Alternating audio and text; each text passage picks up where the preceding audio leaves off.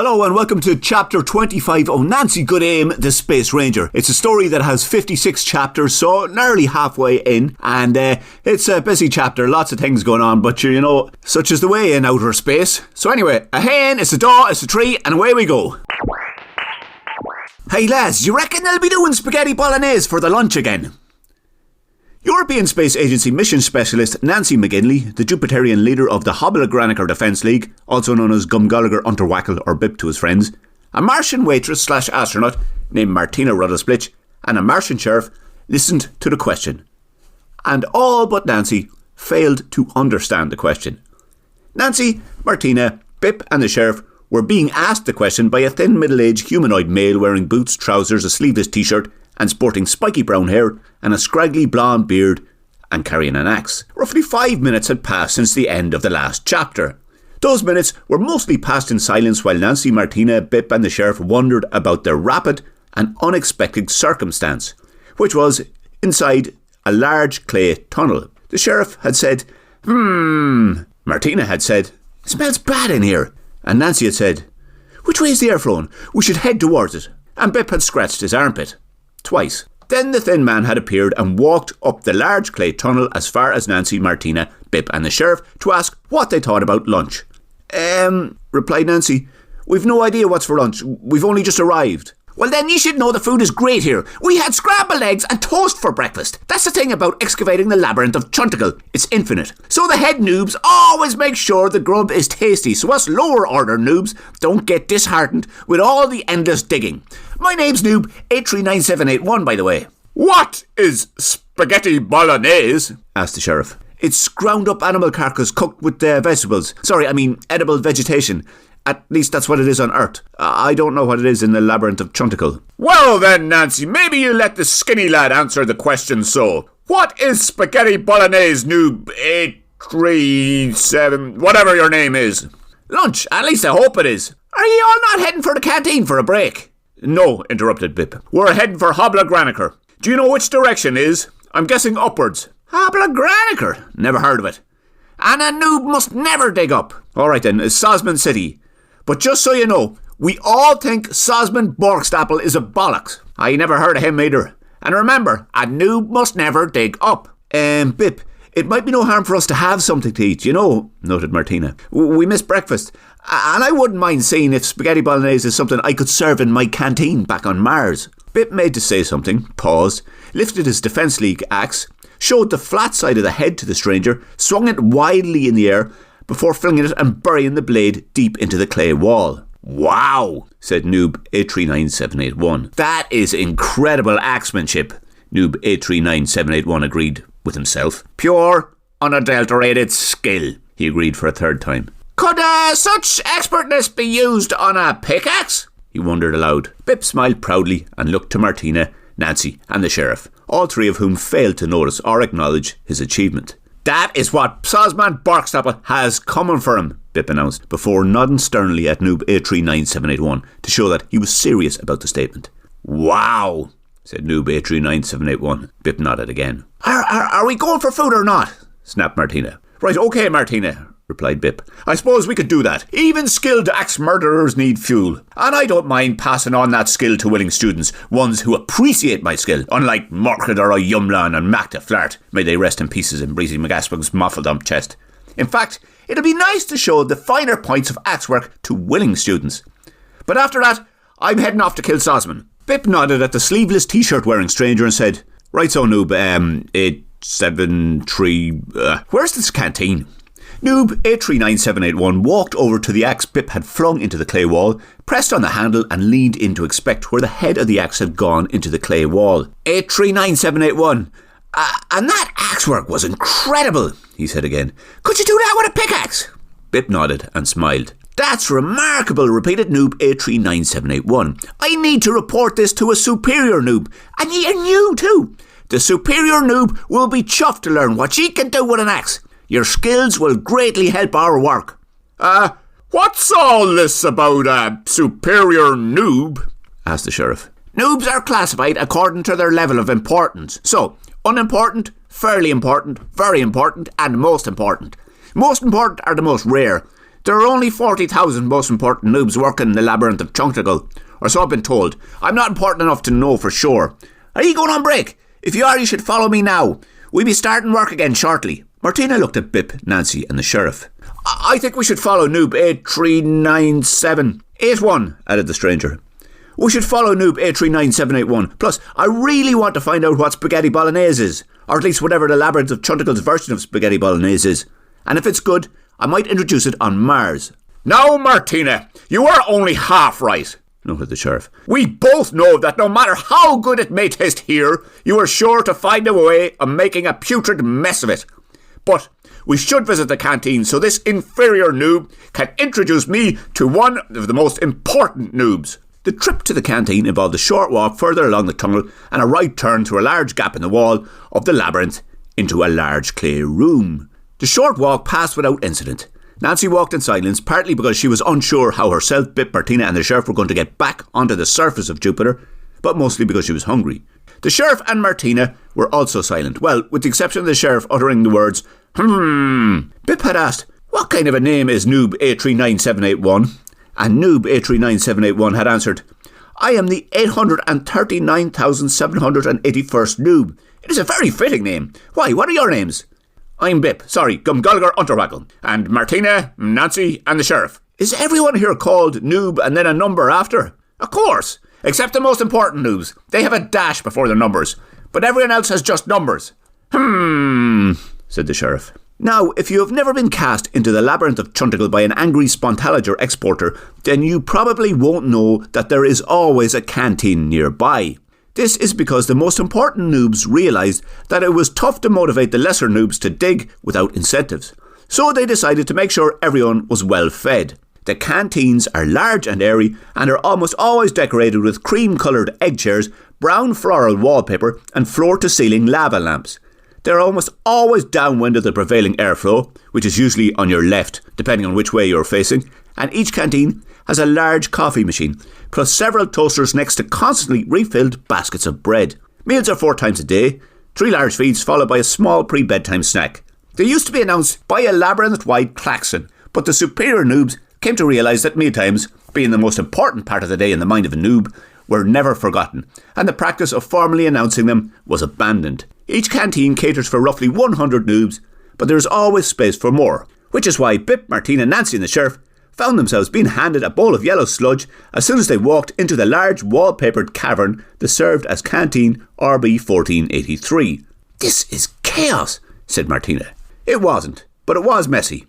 What she was talking about was a large room about the size of a quarter of a football pitch and 12 metres high, which a large-ish square entrance on the side of the clay tunnel Bip, Martina, Nancy and the sheriff had found themselves in at the end of chapter 24, and 14 long tables surrounded by egg chairs, and between 6 and 8 dirty humanoids sitting and eating in the egg chairs surrounding the 14 tables. A long counter with several barrel-sized containers behind it, and 3 humanoids ladling yellow sludge from the barrel-sized containers into the bowls and placing them on the counter. 2 humanoids handing out the bowls, one of whom had just handed Bip, Martina, Nancy and the sheriff their own bowls of sludge. Handing out the bowls seemed to be a full-time job, as in the brief length of time it took for Bip, Martina, Nancy and the sheriff to get handed their bowls, and for Martina to say, "This is chaos," several of the humanoids that had been eating at the 14 long tables had finished scooping the yellow sludge from the bowls to their mouths, had stood up and were now at the counter looking for more. "This is all wrong," continued Martina. "Have they never heard of buckets in this place?" she said. She said it in a loud voice, and in a tone that was slightly too shrill for it to have been meant for just Bip, Nancy or the sheriff to hear. In a tone that called out for the attention of anyone who might have been wanting to answer. "Buckets?" said one of the 2 humanoids who had just handed the bowls of sludge to Bip, Martina, Nancy and the sheriff. "We've plenty of buckets. Everybody knows about them. Why do you ask, noob?" "I'm asking because the smart thing to do would be to serve breakfast from buckets, to save on washing all these bowls, not to mention the unnecessary shuffling about of patrons. There are no patrons here, only noobs. But what you say is sensible, very sensible, and it was most Runtophalian of you to have offered the advice, noob. If it's sensible, you should do it. Here, where are those buckets? Let me show you." "Gladly, noob." "Noob." Martina placed her uneaten bowl of sludge onto the counter and said, "Lead the way so. The sooner we get some buckets, the sooner this place starts running with a bit more order. And hurry up. The lunchtime rush won't be long coming around." The humanoid who had handed Bip, Martina, Nancy and the sheriff their bowls led Martina around the back of the counter and to a low storage shelf cut into the wall where a series of buckets were neatly stacked. "This is where the buckets are stored, Noob."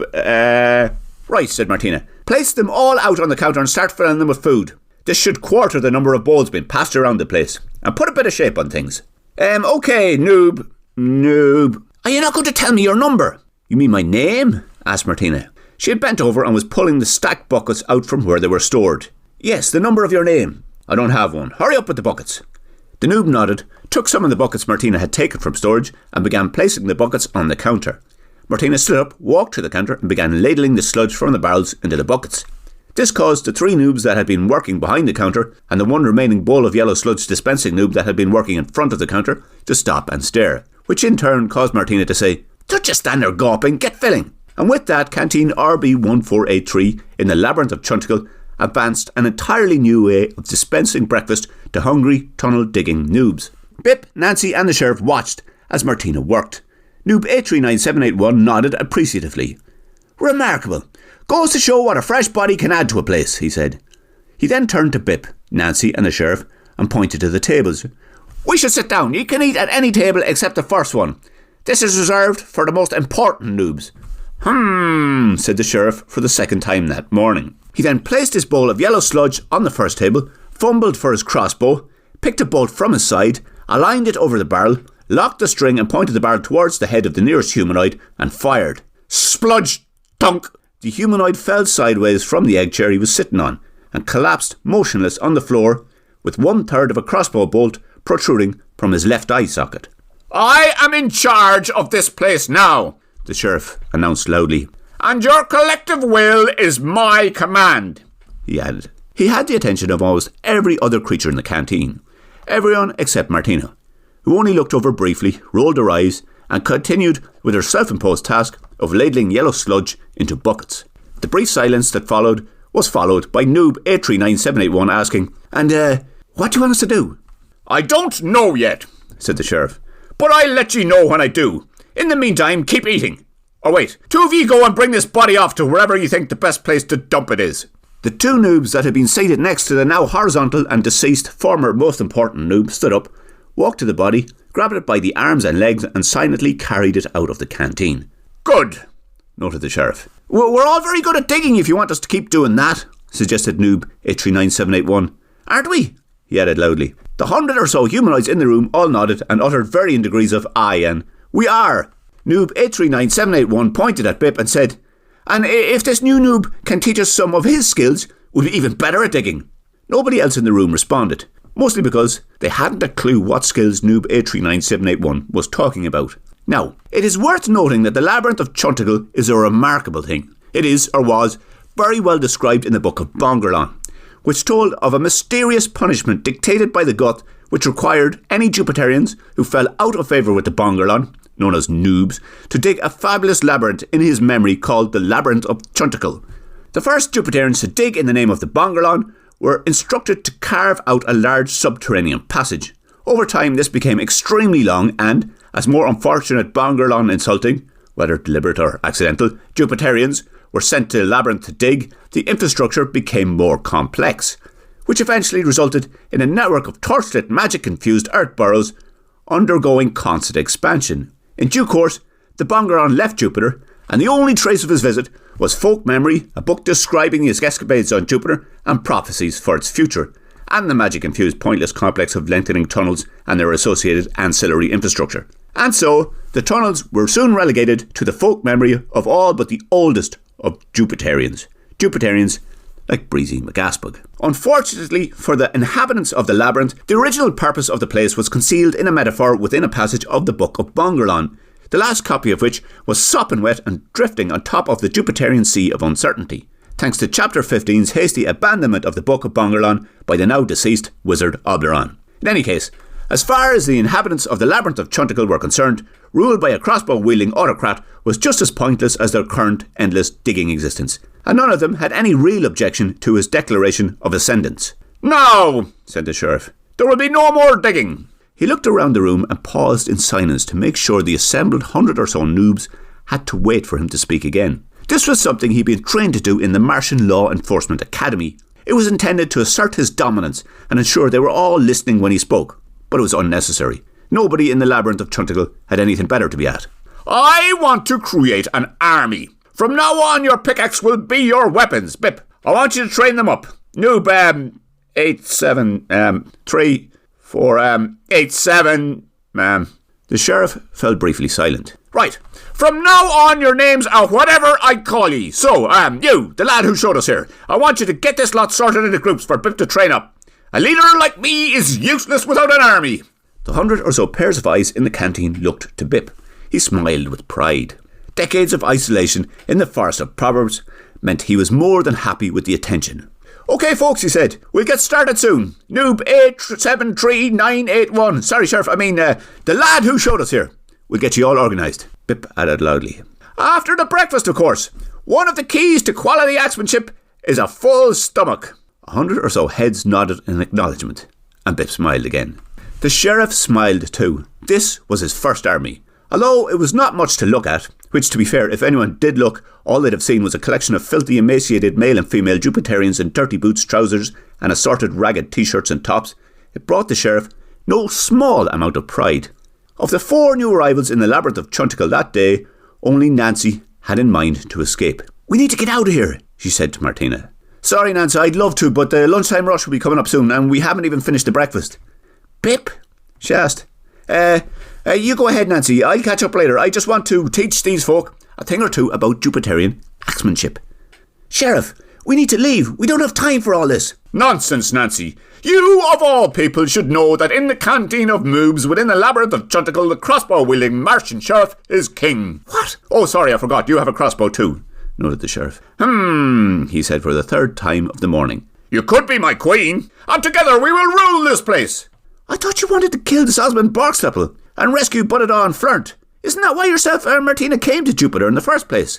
"That's only really half true, Nancy," interrupted Martina. "I just wanted to see if Martian space travel was possible." "Which it is. So that's done. And I've just realised how much I miss working in my canteen back on Mars. And the work here isn't a million miles away from what I used to be at." "Well, it is, but it's like what I used to be at. And by the look of things, they need me here." "Yes, indeed. Well said, Martina," added the sheriff. "Buttadaw and Flint are expendable. These people need me to rule them and tell them what to do." Nancy took a long, slow look at Martina, the sheriff, and Bip. "Are ye 3 telling me you want to stay here in this manky clay labyrinth? What about you, Bip? Surely you're not going to give up on the Hoblogranical Defence League?" "Oh, not giving up, Nancy, just postponing it. A change is as good as a rest. And sure, these tunnel-digging minions might even teach me a thing or two about murder." And that was it for the breakfast of the 4th day of the first human expedition to another planet. European Space Agency mission specialist Nancy Goodame McGinley, a megalomaniac Martian sheriff, the flattered head of the Hoblogranical Defence League, a busy Martian waitress/astronaut called Martina Ruddlesplitch, 1 dead subterranean tunnel-digging Jupiterian, European Space Agency mission specialist Bart McMorrow on top of a Spontalager transportation robot somewhere on the Sea of Uncertainty, 1 missing European Space Agency spacecraft and its crew of 3, 1 kidnapped European Space Agency mission commander named Jerry Staunton, 2 crossbows, 87 bowls of yellow sludge, 16 buckets of the same yellow sludge, the prophecy of Bongerlon, and the recipe for Jupiterian Sphagetti Bolognese. Right, and if you have listened to that, fair play. Oh, well, you have my respect. But it's going to keep going too. So chapter 26, either next week or the week after. And thanks for listening if you have.